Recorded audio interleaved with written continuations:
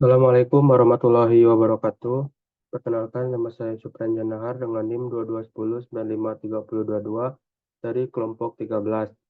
Baik, di sini saya akan mempresentasikan atau menjelaskan materi modul 2, yaitu kontrol kecepatan motor DC dengan sistem kendali lingkar terbuka dan lingkar tertutup. Baik, langsung saja kita ke materinya. Nah, yang pertama ada diagram blok sistem kendali. Apa itu diagram blok sistem kendali? Diagram blok adalah sebuah diagram yang menunjukkan pengendalian suatu sistem kendali. Di diagram blok ini ada beberapa komponen. Yang pertama itu ada sinyal. Sinyal yaitu garis panah yang menunjukkan arah tahapan pengendalian suatu sistem kendali. Selanjutnya ada subsistem. Subsistem itu blok yang berisikan karakteristik dari tahapan pengendalian sistem dalam bentuk fungsi. Selanjutnya ada summing point. Summing point yaitu titik penjumlahan atau pengurangan antara dua sinyal atau lebih. Selanjutnya ada branch point. Branch point ini merupakan titik percabangan antara dua sinyal atau lebih. Nah, untuk lebih jelasnya dapat kita lihat di sini ada blok diagram sistem kendali. Seperti yang tadi saya bilang, ini ada garis sinyal, ada garis sinyal. Garis sinyal ini yang berbentuk panah. Dan untuk subsistem ini dia berbentuk blok. Dan di dalam itu ada fungsi. Dan selanjutnya ada summing point. Summing point ini merupakan titik penjumlahan yang ada tanda plus dan minus ini.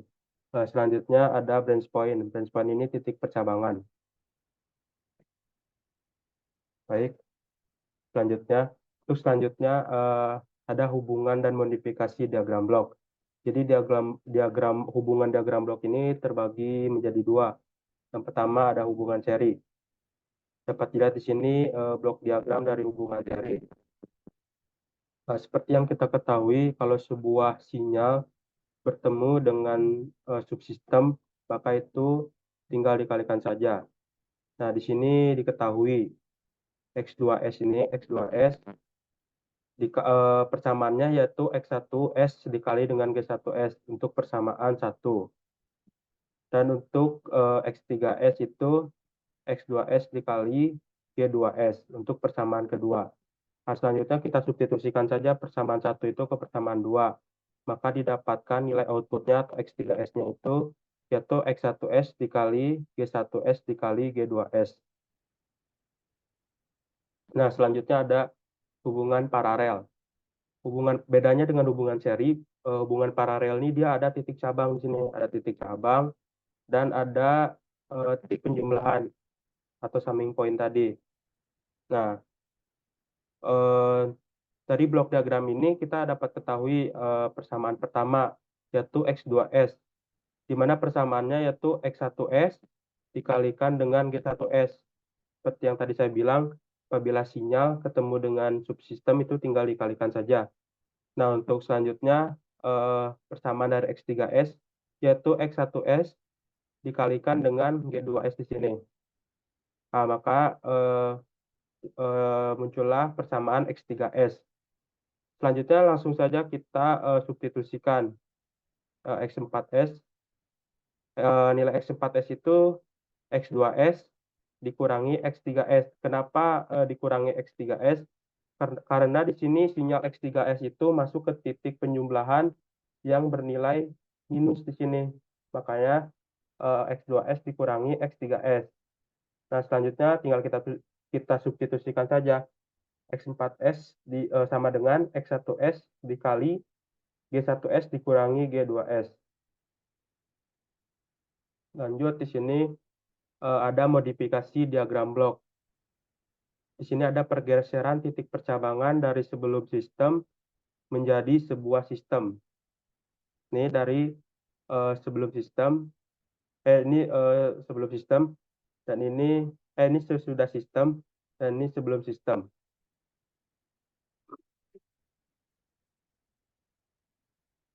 Dapat kita lihat di sini, eh, ketika melakukan pergeseran harus dimisalkan subsistem baru di sini. Kita misalkan subsistem A. Kita langsung tinjau nilai X1. X1 itu sama dengan X1 dikali G dikali A. Maka ini coret X1, maka A sama dengan 1 per G. Baik, lanjut. Nah, ini pergeseran titik percabangan dari sesudah sistem menjadi sebelum sistem. Nah, sama seperti tadi, ketika kita melakukan pergeseran, harus memisahkan subsistem baru. Di sini ada subsistem A. Langsung saja kita tinjau X1 dikali A, X1 dikali G. Maka X1 di sini bisa kita coret, maka A sama dengan G. Lanjut, di sini ada modifikasi diagram blok pergeseran titik penjumlahan dari sebelum sistem menjadi sesudah sistem. Yang dapat dilihat di sini, ini sebelum sistem dan ini sesudah sistem. Sama seperti tadi, ketika melakukan pergeseran harus dimisalkan sebuah subsistem baru. Langsung saja kita tinjau di sini ada persamaannya. X3 sama dengan X1 dikurangi X2G. Kenapa min di sini? Karena X2 itu masuk ke jalur minus. Nah, langsung saja kita tinjau blok diagram satunya lagi, di mana persamaan dari X3 yaitu X1 dikali G dikurangi X2 dikurangi A. Maka di sini dapat kita eliminasi X1, G, min 2, maksudnya min X2, maka di sini didapatkan G sama dengan A. Lanjut, di sini ada pergeseran titik penjumlahan dari sesudah sistem menjadi sebelum sistem. Sama cara pengerjaannya, kita harus buat dulu subsistem pemisalan. Langsung kita tinjau persamaannya. Di sini X3 sama dengan X1 dikali G dikurangi X2 karena X2 ini masuk ke jalur minus. Dan untuk sesudah pergeseran, persamaannya itu X3 sama dengan X1 dikurangi X2 dikali A dikali G. Langsung saja kita masukkan persamaannya. Dan di sini dapat eliminasi dan didapatkan A itu sama dengan 1 per G. Lanjut, di sini ada sistem kendali lingkar terbuka dan lingkar tertutup. Apa itu sistem kendali lingkar terbuka? Sistem kendali lingkar terbuka adalah sistem kendali yang tidak memiliki umpan balik pada sistem kendali lingkar sistem kendali lingkar terbuka ada sistem kendali yang tidak memiliki umpan balik. Pada sistem kendali lingkar terbuka, keluaran sistem tidak diumpan balikan atau dibandingkan dengan sinyal referensi, sehingga keluaran sistem merupakan hasil perparian antara sinyal masukan subsistem saja. Yang dapat dilihat di sini, seperti yang kita ketahui, fungsi alih itu perbandingan antara nilai output dengan nilai input. Ini fungsi alihnya, maka keluaran sistemnya adalah ini. Nah, kita lanjut ke sistem kendali lingkar tertutup. Sistem kendali lingkar tertutup adalah sistem kendali yang memiliki umpan balik. Keluaran sistem diumpan balikan untuk dibandingkan dengan sinyal referensi. Nah, dapat dilihat di sini ini merupakan umpan baliknya. Ini merupakan umpan baliknya. Maka kita cari fungsi alihnya. Fungsi alihnya itu CS sama dengan ES dikali GS untuk persamaan 1. Dan untuk persamaan 2-nya ada ES sama dengan RS dikurangi BS. Untuk persamaan 2 dan persamaan 3-nya itu BS sama dengan CS dikali HS. Langsung saja kita substitusikan persamaan 3 ke persamaan 2. Dapat dilihat sini hasilnya. Nah, setelah itu substitusikan persamaan 4 ini ke persamaan 1. Maka didapatkan hasil seperti ini. Nah, untuk hasil akhirnya itu CS per RS sama dengan GS per 1 ditambah GS dikali HS. Jadi, baik, selanjutnya ada pengendali PID. Controller PID digunakan untuk memperbaiki performansi sistem melalui perbaikan respons sistem yang dihasilkan. Kegunaannya yang pertama ada mengurangi atau menghilangkan nilai error steady state. Dan yang kedua, meningkatkan kecepatan respon untuk mencapai set point. Pengendali PID ini dibagi menjadi 6. Yang pertama ada pengendali proporsional. Jenis kontrol ini menghasilkan output yang sebanding dengan input. Di sini ada blok diagram dari kontrol proporsional. Nah, dalam domain waktu kontinu, hubungan antara sinyal error atau kita lambangkan di sini E dengan sinyal kontrol kita lambangkan U dinyatakan dalam persamaan berikut.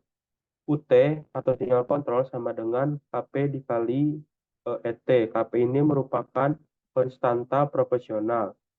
Kita ubah ke dalam bentuk Laplace menjadi US per ES sama dengan KP.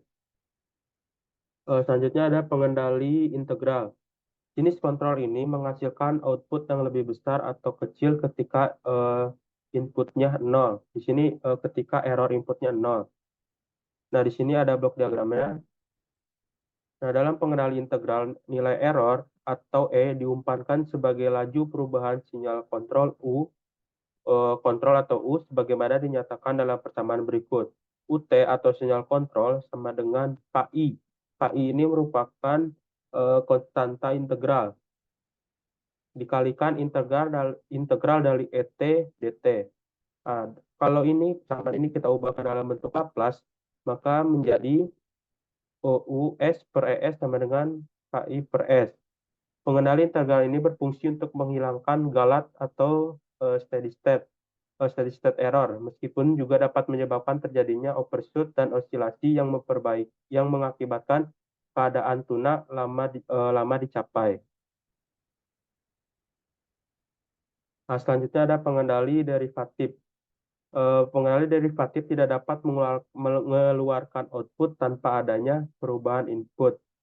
Jadi kalau tidak ada perubahan input, maka kita tidak bisa melihat output dari derivatifnya.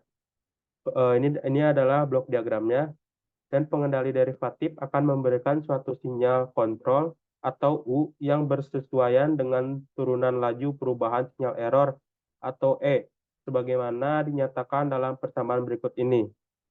UT atau sinyal kontrol per ET atau sinyal error sama dengan KD. KD ini merupakan konstanta derivatif dikali DET per DT. Kalau kita ubah persamaan ini menjadi dalam bentuk Laplace, maka US per ES sama dengan KDS. Lanjut ada pengendali proporsional integral. Hubungan antara pengendali proporsional ini adalah gabungan. Gabungan adalah pengendali proporsional dan integral. Kalau tadi proporsional itu tidak dapat menghilangkan nilai steady state, makanya digabungkan dengan integral yang dapat menghilangkan error steady state. Nah, di sini persamaannya ada KP dikali ET ditambah KP per TI integral dari ET dt. Nah, ini merupakan proporsional ya, proporsional, dan ini merupakan integral atau I di sini. Nah, ini diubah dalam bentuk Laplace jadi begini persamaannya. Selanjutnya, pengendali proporsional derivatif, yaitu gabungan antara pengendali proporsional dan derivatif. Kalau tadi yang proporsional integral itu dapat mengurangi error steady state, maka kalau proporsional derivatif ini dapat mengurangi nilai overshoot. Nah, maka persamaannya ini merupakan gabungan dari proporsional dan juga derivatif. Kalau diubah dalam bentuk Laplace akan seperti ini hasilnya. Lanjut. Nah, pengendali proporsional integral derivatif merupakan gabungan antara ketiga tadi, yaitu proporsional, integral, dan derivatif. Maka eh, persamaannya pun digabung jadinya. Yang ini proporsional, yang ini integral, dan yang ini derivatif. Nah, persamaan ini diubah dalam bentuk Laplace, jadi US per ES sama dengan KP dikali 1 tambah TIS ditambah TI tambah TD dikali TD dikali S kuadrat per TIS untuk domain Laplace-nya. Nah, di sini kita lanjut. ada perbandingan antara pengendali proporsional, integral, dan derivatif. Kalau proporsional, berarti dia rest time-nya menurun, overshoot-nya meningkat, settling time-nya terjadi perubahan kecil, dan steady state error-nya menurun atau mengurangi.